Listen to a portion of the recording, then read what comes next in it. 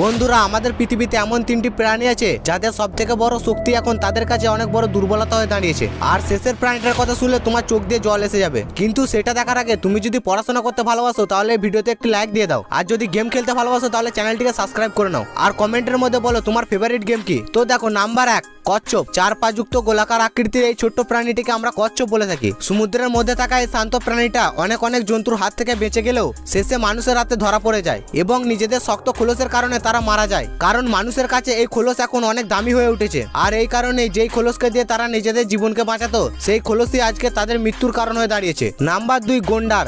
গন্ডারকে সিংয়ের জন্য ভালো লাগে, শুধু ভালো লাগাই নয়, প্রকৃতি এই সিংটা তাকে আত্মরক্ষার জন্য দান করেছে। কিন্তু মানুষের এত লোভ যে এই সিংকেও কালোবাজারে সোনা বানিয়ে দিয়েছে, কারণ এই সিং এখন বাজারে অনেক দাম দিয়ে বিক্রি হচ্ছে। কিছু টাকার কারণে মানুষ এদেরকে মেরে ফেলার আগে দুবারও ভাবে না। আর এইসব কারণে এই প্রাণীদের সব থেকে বড় শক্তি এখন তাদের কাছে মৃত্যুর কারণ হয়ে দাঁড়িয়েছে।